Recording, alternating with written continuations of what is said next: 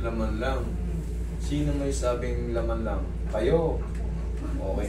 Pero bakit nagpunta kayo sa ospital? Anong pakiramdaman nyo ba? Ano ba nararamdaman nyo? Tay?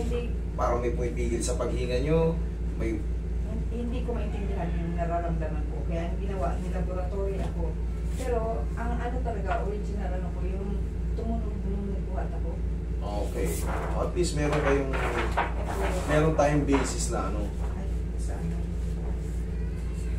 Pinaano ako nito kung ano-ano, yung sa... Kasi hindi mo rin may paliwanag sa sarili mo eh. Oo. Hindi mo rin, siyempre, yung doktor na paglalapitan mo, magbabase lang din siya sa mga kung ano yung reklamo mo. Katulad niya, hindi mo talagang ilalaboratory ka, baka mamaya meron kang... Pati sa kidney. Oo, yan, mga ganyan, yung mga stool mo, baka hindi makalabas, mga ano.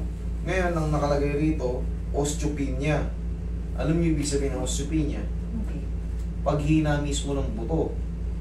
Okay? No discrete fracture or dislocation. Intervertebral disc space L2, L3, L4 is decreased. Okay? Hip joint are intact. Line of weight bearing of falls anterior to the sacral contour predisposition to lumbar instability. Ayan pala eh. Oh. Kaya pala mayroon kang nararamdaman dito eh. Ayan, kita na sa x-ray eh. Pansinin mo to ah. Madali lang tignan eh. Madali lang kumbaga, madali lang suriin. Pag mula rito tignan mo, ano napapansin mo? Ano napapansin mo dyan? Yun, tsaka yung kasunod. Ano napapansin mo? May mga guhit-guhit, di ba? Oo. Kita-kita eh. Ganyan din yan oh. Yan oh. May mga guhit-guhit. Kumbaga, may space. Pagdating dito sa L3, L4, wala na. Kagaya ng nakalagay rito. L3, ay L2, L3, nababasa niyo po ba? And L3, L4, bakit inuulit yung L3? Dalawa ang bilang kasi dyan. Dalawa ang bilang sa bawat disc vertebrae, ay vertebrae at disc. Kunyari, ito, L2. L2 ito. L2 pa yung basa rito, pero L1 na yung taas. Ngayon, L2. Yung susunod na baba niya, L2 pa rin yan. Yung susunod na dito, L3. Kaya inulit, L3, L3 ulit. Dalawang pirat, baba, taas na yung pagkapirat niya. Kung mapapansin mo dito sa x-ray mo, talagang medyo malaking naapektuhan, no? Oh? Ang tagal din kasi na, na x-ray. Ngayon, may osteopenia kayo, ma'am. Kapatid ng, at narinig nyo na yung osteoporosis. Osteopenia, osteoporotic. Yan, magkakapatid yan. Yan yung mismong paghina mismo ng buto nyo. Dito kasi sa nyo, yung vertebrae nyo lumabo. Kumbaga nawala yung mga tignan mo, gumewang siya ng no? Sira yung dito. Kaya pala sumasakit yung kalamit dito nyo. Siyempre, nagpipigil na kayo ng minsan masakit na yung balakang nyo. Pinipigil nyo para madepensahan yung mga balakang nyo. Kumbaga yung dito nyo.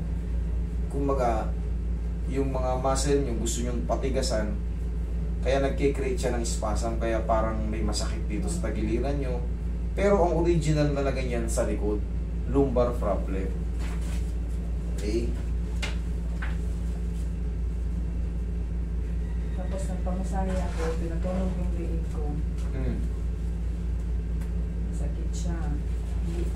Naaangat ko naman siya, no? Pero pag natulog ako, may time na mauna yung sakit bago ako makatulog. May time din nakatulog ako, bigla akong magigising kasi masakit siya.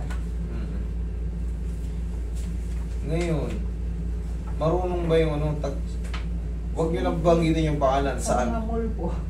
Mall? Di ibig sabihin, baka huwag mo basa, ulaan ko lang. Ang pinuntahan nyo, nag-bone setting din, hindi mga bulaga. Okay, alam ko na kung saan mall yan. Meron kasi talaga niyan, meron sa mga mall. Hindi ko lang babanggitin yung pangalan. Meron dyan yung iba puti pa nga eh. Yung iba naman, may Pilipino may ibang lahi. Ngayon, ito ma'am, tingnan mo yung pinagkaiba. Tingnan mo yung pinagkaiba. Madali mo na makita yun. Tingnan mo, di ba, nuluwag. Pagdating dito, sumikip ka agad, kakapiranggot na. Lalo na yun dito, talagang Tapos dito, kumbaga nag-usog siya. Oh. Tignan mo yung ano niya. Dapat yan, dito pa yun uusog eh. Tignan mo tong vertebrae mo dito sa L4L, ay L4L5. Yan oh. Kasi sira na yung L3, L4 mo, kumbaga gumanon, naapektuhan na rin yung edge ng L4. Ito pala L4 yan, ito L5S1. Kumbaga.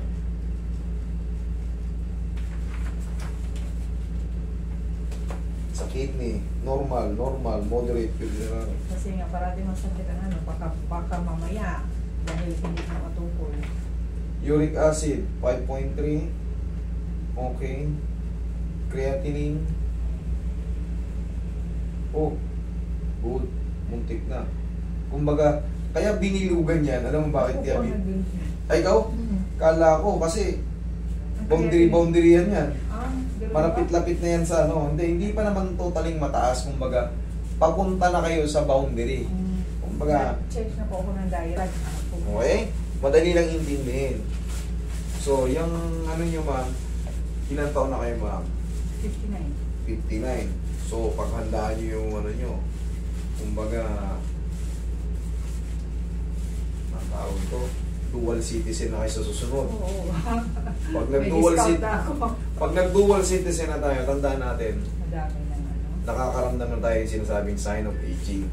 Okay. Maaga nga yung sa akin, napakaaga. Alam niyo kung bakit, ma'am? Meron kayong osteopenia. Binanggit ko na yon, ang osteopenia, osteoporotic, osteoporosis, magkakapatid yan. Pero, mas naririnig natin yung osteoporosis sa taong umiidad. Yung osteopenia, osteoporotic, bihira yung binabanggit. Yung sinabi nito, parang osteoarthritis. Nakalagay osteopenia eh. Iba naman yung osteoarthritis. Ang osteoarthritis, panglabas ang nasisira. Ang osteoporotic, osteopenia, osteoporosis, yung mismong buto ang rumurupok. So, yan yung sa akin. Kaya sabi mo, mas agresibo sa'yo, kumbaga, mas umatake kagad yung pag-edad mo. Huwag na huwag kayo magbuhat ng sobrang bigat. Yung mga bubuhatin na natin, normal lang sa mga bahay, pero huwag na kayo Nagbubuhat ako ng roll up. naku po. Araw-araw pag nagbukas ako ng aking Relax na. Ma'am, kung sakaling may mga bata kayo makukontrata ron, kahit bigyan nyo lang yan sila ng ano, kaysa ikapahamak nyo. Tandaan nyo, pag nagpa-therapy kayo, mas malaki gagastusin nyo. Kung may bata ron, kahit papano, oy, toy, pag regular ka rito, bigyan mo lang ng mga 20, 50, 100. Kasi pag ikaw yung roll up natin, depende yan kung gaano kalaki yung binubuksan mo. Mabigat yan. Pag may osteopenia kayo, mami, wala, rumurupok na kayo. Hindi kayo pwedeng mapuwersa ng sobrang bigat. Ay, sakit. Alam nyo ba yun? Mas okay lang yun. Ganun talaga ang adjustment dito. Gumuhit.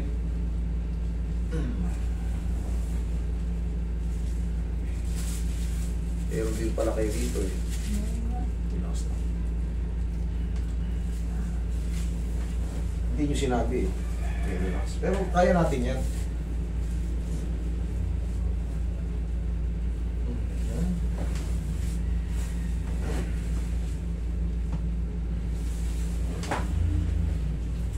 Pangontrata na kayo ng tambay ron. Paano lang to? Malapit na ako sa Tayo. terminal. Tayo. Tayo. Ayan o, damang-dama na yung pagtagilid dito mo, ma'am. Relax lang ako. Okay, hindi ka kang patagilid. Dito? Kahit saan mauna. Ayan, ganyan. Good. Kasi hahanapin ko yung portion na makaluwan kayo bago ko i-adjust. Okay. Okay, relax na. Mami, mura lang naman yung ano eh. Yung back brace, kailangan nyo na nun. Back Ino-osteopenia na kayo. Yung magkano? 300 lang ata yun eh. Parang meron ako nun. No? Ayun. Bago ako na ano, kasi nga iba yung ano ko. Hindi na kasi ito pwedeng ibuhat na mabigat. Iniwala kayo sa akin. Nagsabay na yung paghina ng buto nyo, tsaka yung mga disc problem. Unti-unti yan habang umiidad tayo, lalo yung rumurupok, lalo nasisira yung disc. Ngayon, kayo ang magsasaper, lalo kayong iinda. kikirot-kirot yan pag nakapagbuhat kayo ng tulad yan, day by day. Roll up door ang binabanata nyo. Depende yan. May Malapad pa dyan. malapad pa dyan. Diyos ko po, ang bigat nun. Ang gaang-gaang nyo. Pwersado talaga kayo. Pumayat na ako eh. Pumayat Dahil na nga kayo. hindi ako makatulong sa sakit. Sa kirot. Kaya naman natin to. Kumbaga, ang dami ko ng marami tayong kinakarating ganito. Pero kailangan, siyempre, yung routine nyo rin. Mapalitan, relax lang. Malapit pala kayo sa terminal. So marami kayong mahahatak na, oy, bigyan mo na lang 50 pesos kaysa magpa-therapy ka ng 1,000. Nasasaktan ba kayo? Dapat, di ba? Kumbaga yung konting, parang tulong yun na rin sa mga tambay yun eh. Bigay 100. Wala naman kasing tambay doon. Driver ang meron. Ayun, mga driver. Hindi, I mean, nakatambay na sila ron. Kumbaga, wala pang biyahe. Pahatak mo na lang.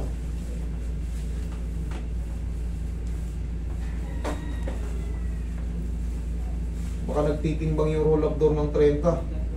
Baka hindi lang. Nilalagyan ko nga ng grasa eh. Oo, habang patagal ng patagal yung paganit ng paganit. Pabigat ng pabigat. Wala kayong kasama ron? Nag-iisa akong ako ang nag-layout, ako ang nagtitinda. Sipag pala to si Madam. Ma'am, huwag niyo abusuhin yung sarili niyo, ma'am, ha? Malapit na kayo mag-senior. Kumbaga, inaatake na kayo ng sign of aging. Sinasabing, eto na, nagwa-warning na sa inyo. Pa-senior citizen na kayo, alam naman natin, pag umidad na, rumurupok na yung buto, pangkaraniwan. Pero sa inyo, syempre, mabigat pa yung kinakana nyo. Baka sa susunod, hindi na kayo makapagbukas kasi masakit na. Magkukontrata na lang para kung taga-bukas. Oo, taga-bukas sara kasi pag binuksan nyo, iaangat nyo yun, ang bigat nun. Pag mabigat, pagka pababa naman, susungkitin nyo. Talaga. Minsan, sasabit.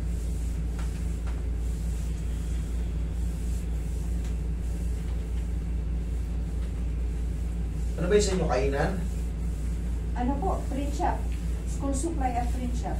Print? Yes po. Oh, dami pala kayong business eh. Hindi, ako nga lang mag-isa. Ako lang nag-layout, ako pang nagtitinda. Kailangan nyo nang mag-hire ng isang boy. Kahit sa kumuha kayo sa mga pamangkin nyo o mga kamag-anak nyo, pinsan nyo sa probinsya. Kailangan nyo yan. Kasi, yung mga pang-araw-araw na buhatin. Eh, ang ano ko yata, yung nakaupo ako ng matagal pag kunyari, mag-layout ako matagal. Matagal, oo. Makalimutan kong tumayo. Wala na, mga Kasi- na yung balakang mo. Oo. Ihaya kayo. Kumuha kayo sa pamangkin nyo. Malalamog yung katawan nyo. Mapupunta lang sa therapy. Magkano therapy? Magkano pinakamurang therapy? Baka ako na nga pinakamura eh. Merong iba pa dyan. Alam nyo naman yan. Pag nagpunta kayo sa mall, naku. Tulad niya, nagpa-adjust kayo sa mall, di ba? Hindi, saan? Ay, hindi si ano. Iba pala yun. Kaya sa magulang ako. Oo, bulag ako kayo. Tapos na. Dahil, ina-adjust yung maayos. Okay, inhale. Exhale. Ouch. Ang maganda sa bulag, yung mga, sabihin nyo lang, relaxation massage lang. Yun ang maganda sa bulag. Kasi, kumbaga, tulong na natin sa kanila rin yan eh. Magaling yan sila sa relaxation kasi huwag nyo nang sabihin hard, huwag nyo nang ipa-hard. Kumbaga, ano lang, sabihin mo relax. Relax yung stress. Siyempre, Hanggang doon lang. hanggang doon lang. Hindi nila alam yung mga anatomy, hindi nila napapanood yan. Naririnig nila, hindi nila ma-visualize kasi pinanganak silang ganyan. Eh tayo mang nakakakita, ang hirap paintindihin eh. Nakikita na natin yung mga anatomy na yan ha. Mas mahirap paintindihin, kailangan talaga siyempre araw-arawin mo rin kumbaga. Pero niya, sa mga bulag, mas maganda na rin, kumbaga tulong na rin natin. Basta sabihin nyo lang, soft to medium yun lang. Huwag kayong magpapa-hard. Okay? Kasi iba yung natutunan nila sa matututunan ng nakakakita. Kumbaga, mas advantage yung nakakakita. Hindi ko naman sila dinidegrade. Kumbaga, tumulong din tayo. Kumbaga, ayun na. Sige, relaxation lang. Stress ka? Yan. Sige, sabihin mo, ano lang, soft to medium. Pag ginaganyan ko, Okay naman? Good. Sign of ano yan? Sign of Sir good. aging. Hindi, good yung ano. Okay. Pag inangat to, kung makikita nyo sa mga therapist talaga, inaangat to. Para malaman kung may nakaipit pa rin sa vertebrae nyo. Good naman? Okay, ma'am. Kailangan nyo talaga ng ano. Kailangan nyo talaga ng... Nagkakabuka. Sige. Pwersado yan, maniwala kayo sa akin. Nagdadamdol na ako pero 2 pounds. Kasi nung pumayat ako, parang nawala lahat ng laman. Hindi kasi ordinaryong pagkapayat, hindi ko ordinaryong diet yun eh. Kumbaga, lumundo yung katawan nyo dahil na-stress kayo sa problema, sa sakit ng ano nyo. Hindi, yun yung mga irregular na pagpayat. Hindi yan basta, hindi yun normal na dinayet ako, nag-diet ako eh. Puro na lang, nung nalaman ko na mataas ang sugar ko, hindi na ako kumakain ng kanin. Hindi naman yung ano mo, hindi. Sakto lang, kumbaga nasa anuhan lang kayo eh. Kaya, kumbaga, nag-breakdown lang yun kasi na-stress kayo, hindi kayo makatulog na maayos, sobrang kirot, less na yung mga pahinga nyo, kumbaga, mag 10 to 10 pa ako sa shop, tapos pag uwi hindi ko makatulog kaagad. 10 to 10 o 12 hours yun. Tapos, siyempre, masakit pa yung ano nyo, pipilitin nyo pa rin isara, ibuksan. Masakit na yung balakang nyo. So, mami, sabi ko nga sa inyo, yung kinikita nyo ron, mauuwi lang sa pagpapagamot ng katawan nyo. Anong pinaka-the best? Kuha na lang akong taga-hila. Yan. Mas maganda yan. Baga, nakatulong na rin kayo sa kanya, may extra income siya. Kaysa naman, kumita ka, binugbog mo naman yung katawan mo. Dito ka naman ang pupunta sa akin. Yung makakaltas. Pero siyempre, ikaw nagdurusa, ayoko kayong gumanon. Ayoko rin yung... Gusto ko nga, iba-ibang pasyente, ayoko kayong balik-balik dito. Gusto ko isahan na lang, galing na kayo agad. Yung abala ba, katulad niya, nagsara kayo. Di wala kayong kita. Mahirap yung ano, Roy. Yun nga, tapos iidad pa tayo.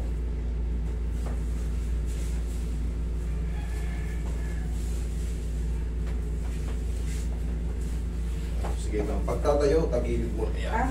Sige, okay na yun. Basta may hawak ko naman kayo. Ma'am, bumili kayo ng Gilder, mura lang yun. Tapos, mag-report ka rito next week kung meron pa. Pero kung wala na, huwag na. Pero syempre, alam kong uulit pa yan, syempre. Monday din ulit. Alam kong uulit pa yan, syempre. Minsan, wala ka talagang makuha ng ano ron. Pero kailangan nyo, ma'am, sabi ko sa inyo, mas maganda kung kumuha kayo ng mga bata-bata pa na lalaki. Tulungan nyo na lang din sa ano. Oo. Okay? Sige, salamat. Thank you po.